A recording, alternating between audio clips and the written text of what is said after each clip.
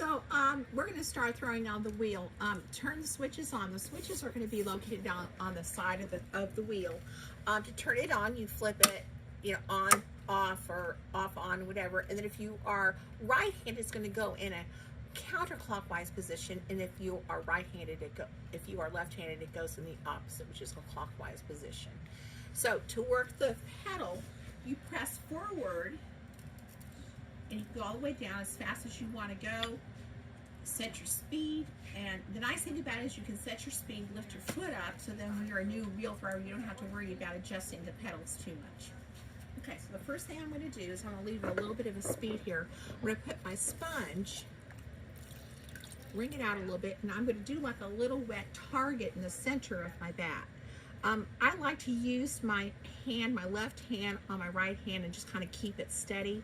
I always keep my elbows on my knees, as it just keeps it more stable when I'm throwing on the wheel. So you want to take it, and you want to do like a little circle right here, back and forth. And it's a great way to practice, having your hands on the wheel. Many times new people will be all over the place, so try to really be gentle and just kind of move out and then move back. Okay, I'm going to turn the wheel off, and I'm going to place my ball of clay right there as close as I can to the target. Okay, which is pretty good here. Slap it a little bit. Now, I'm going to set the speed for centering my clay. Most important thing that you're going to do when you're working on the wheel is that centering. Elbows on my legs. I'm going to move a nice, pretty quick speed.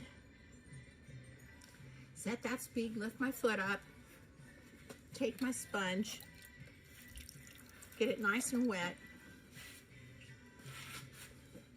Elbows on my knees, keep them stable, and my hand's going to be on my clay, and I'm going to press down, and I'm going to press forward.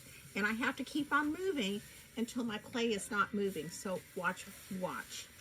There are several ways to center on the clay. You may have looked at it on YouTube. There's several different ways. I like to put my hands together like this, put my thumbs down, and I like to squeeze as hard as I can. I've got all my hands all over the clay like this to center. Push down, push up. I'm using my upper body strength to center the clay. I'm not using my hands. I'm using my upper body strength, and I'm just moving down. I'm moving up like this to center my clay. Wet, wet, wet. Very important to get that water going. Use your sponge to center. Also, I like to use my sponge, also using my hands on the side, and move up over the top of my clay like this. There is another way that you can center too. Let me give you another way of doing it also. I like to double check this way. You can put your left hand on the side of your clay. You can take your fist. You can push down, and this left hand's moving towards the center here. And as soon as it just stops moving, you know you're centered. And you can see right now my clay is getting really centered.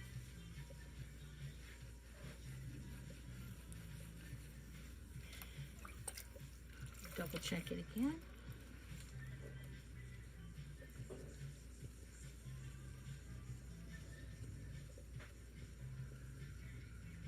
And I'm centered. There you go. Then I also have a nice flat top there too. You can achieve that also by pushing your thumbs down on it also. So my clay is centered. So step number 2, you're going to take your thumbs. Do not push on your hands this way. You just want to use your hands. I kind of use my hands as an anchor like this. My arms are remaining on my legs, and I'm going to take my thumbs and I'm going to keep them together, and I'm going to find a center place here in the clay where my thumbs are not moving, and I'm going to work downward to the center of my clay.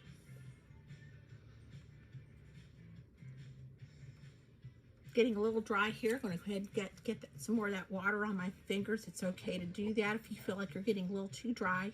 Stoneware has a tendency to do that because it is a real hard clay. It's got a lot of grog in it, so sometimes you have to take a break and make sure that it's nice and moist when you're going down. So how far do you go down? That's a big question a lot of people have when they're working on the clay. How far do I go down? So what I tell people, go down, check it. You know, it depends on if you're, you know, trimming a foot or whatever. I like to put my finger here and put it on the side here.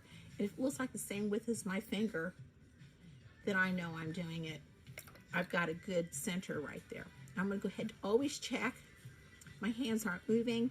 Another way I like to check too is I put both of my fingers here. You see how my fingers are not moving right here either, which shows I'm centered in the middle. So important when you're on the wheel to make sure that the outside and the inside is nice and even and it's straight and it's not moving on you. Step number 3, 2 fingers. You take your fingers, elbows stay on your legs, put that hand over that right hand to support it, and then you're gonna start moving towards you. And I'm gonna make a nice flat bottom.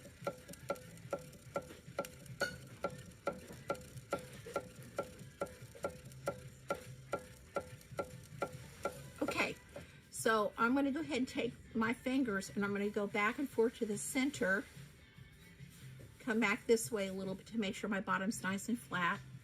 And depends on what you're throwing. A bowl, whatever, a vase is depending on how wide you want to make that bottom, and you'll kind of get there when you're get a little bit better on the wheel. You know what to do. Right now, we're just basically sticking with just a basic cylinder, and I have a nice flat bottom right there. There we go. And you can see I already have a nice almost cylinder starting right there. Double check, make sure I'm still centered. Pretty good. Okay, now to pull, you hear people say pull. Pulling is pulling that clay right up to the shape that you want it. So I'm going to slow it down just a little bit. Maybe like that. Get some water on there. Okay, left hand, right hand, thumbs together, and you're going to put your fingers on the inside. They're going to be kind of right here together, and you're going to push harder at the bottom, and you're going to bring it straight up. I always like to kind of focus on maybe bringing that outside hand, putting a little bit more pressure so I can get that cylinder to come up. You want to be very slow when you go up. Let me do that again. Push. And as you're coming up the top of your clay, you want to release that pressure a little bit. Make sure you have no more clay left. You want the speed going up the clay to be the same. You do not want it to go faster as you're coming up. Get that bat nice and clean. Get the water out from the middle right there. And a little bit more water again, hands wet. Remember, that's really important. And come up here and do another pull. And a lot of people ask me, well, Ken, how do I know when I'm done? It just depends on how thick you want your walls. Some people like to make thick flower pots, and they like to have a nice thick pot to put their flowers in and stuff. They want to maintain the water and stuff. Some people like to do coffee pots or bowls, and so they like little thinner walls. It just depends on what you're making. First time, I just want you just to be able to center that clay and bring the walls up. I'm going to do a little bit more of another pull here.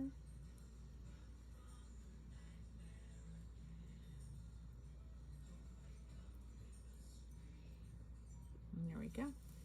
So I got myself a nice cylinder right here. So I'm ready to now shape the bottom of it. You can see there's a little bit of it comes out right here a little bit. So sometimes what I like to do, and you know, so many people do it different ways. I like to start out with a little card. I'll turn it this way and get that nice and straight right here. Cards are great too because it keeps your clay nice and centered too when you're on the wheel. And I like to do this.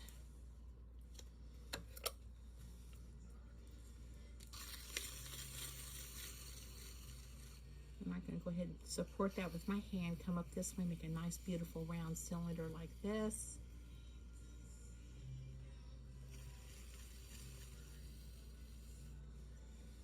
real happy with that. Now if you want to have a little bit of a shape at the bottom here, you can take your stick, you can bring it in a little bit right here, keeping those elbows down.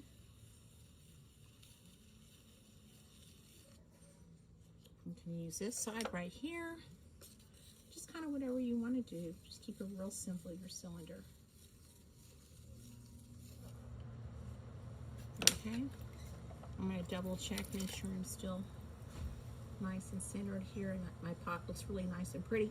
Notice that my left elbow is up because as I get a little bit taller, I use that elbow there. As long as that right elbow, because I'm a right-handed potter, or as long as that hand is stable, that knee is that arm is stable on the knee and the leg, I'm good. Because when I'm doing those vases, you know, and I bring my arm up like this, so you'll get to the point where you kind of know what you need to do and where your arms need to be positioned. Very important for your dominant hand to be stable on your leg.